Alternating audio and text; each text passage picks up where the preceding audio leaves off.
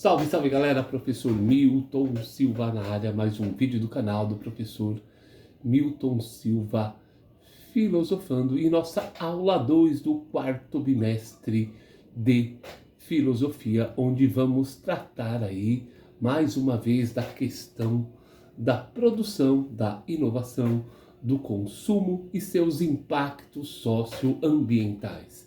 A nossa sociedade, né, é uma sociedade aí fruto da Revolução Industrial, uma sociedade que é fruto de produção em massa, de qualidade, de melhoria de vida, mas aonde esse avanço tecnológico tem nos levado. Então, nesta aula nós vamos analisar e nos posicionar, tendo como base o quê?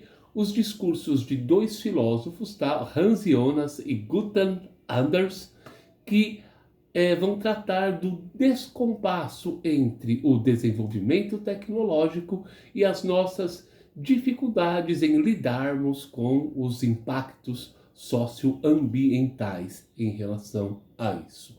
As novas tecnologias, galera, devem motivar sempre a preocupação.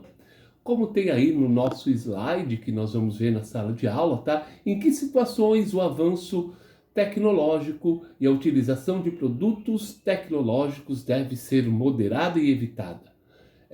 Justifiquem as respostas de vocês.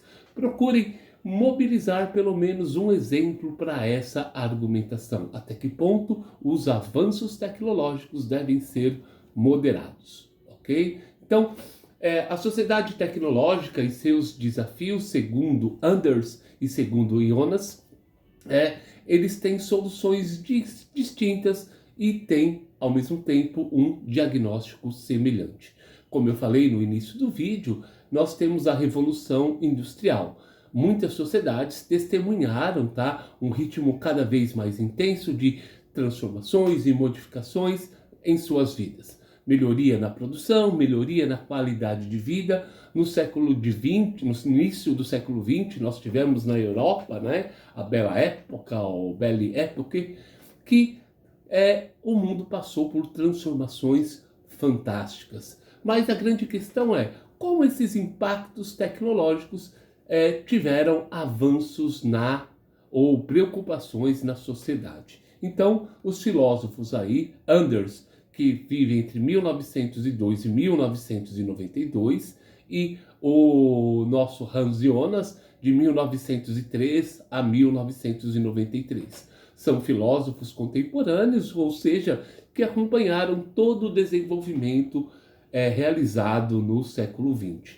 Em termos gerais, esses dois filósofos vão perceber, galerinha, que eles viram e observaram um descompasso entre o poderio tecnológico e a capacidade humana de projetar e prever controle sobre essas ações e suas consequências, ok? Então, o Anders e o nosso amigo Hans Jonas vão ter aí a identificação do problema. O Jonas vai colocar a preocupação com a falta de uma perspectiva ética sobre o conhecimento tecnológico sobre as gerações futuras, enquanto o Anders vai ver aí uma questão de superficialidade e alienação humana diante dos produtos tecnológicos e suas consequências. Eles vão aí ter uma percepção de contexto. Enquanto Jonas vai compreender que a ética tradicional não é capaz de responder aos desafios da sociedade tecnológica, ele vai propor uma nova ética, uma ética além da ética humana. O Anders vai aí que tem uma falta de controle na produção tecnológica devido à alienação e superficialidade da sociedade contemporânea. As possibilidades para a solução do problema. O Jonas vai propor, uma nova ética coerente com a sociedade tecnológica que deve estar comprometida com a diversidade da vida no plano para gerações futuras.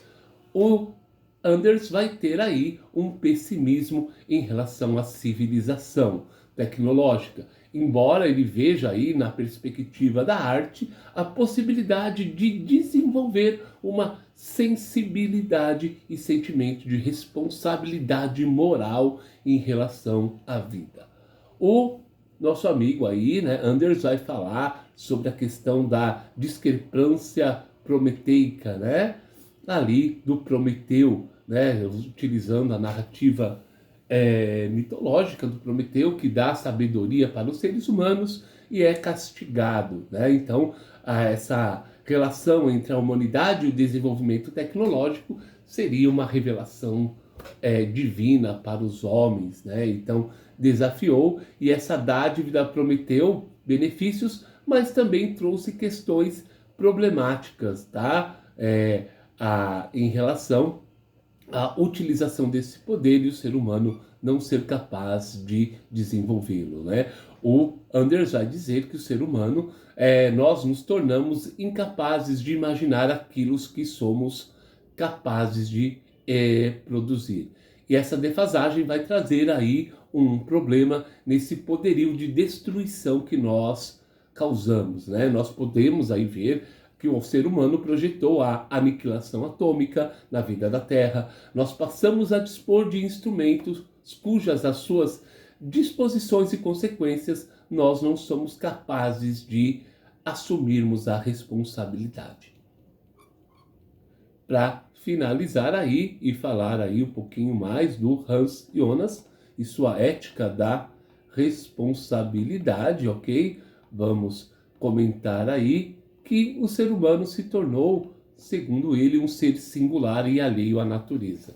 O ser humano, por conta da Revolução Industrial, preocupou-se demais com o avanço tecnológico e deixou a natureza ao léu, deixou ela à margem, tá?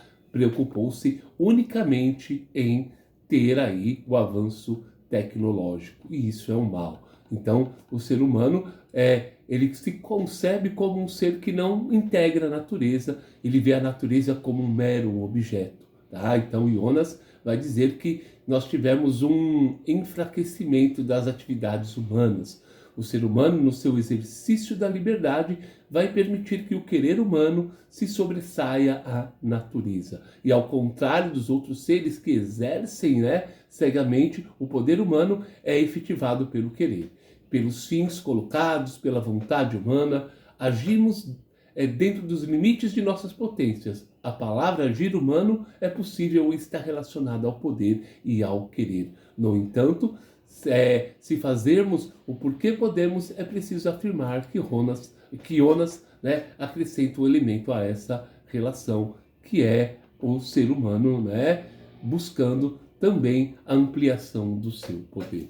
Então nós temos que entender que a natureza, ela faz parte das nossas vidas e que nós devemos respeitá-las para as gerações futuras. Peço a vocês que acompanhem os vídeos, se inscrevam no canal e um abraço a todos.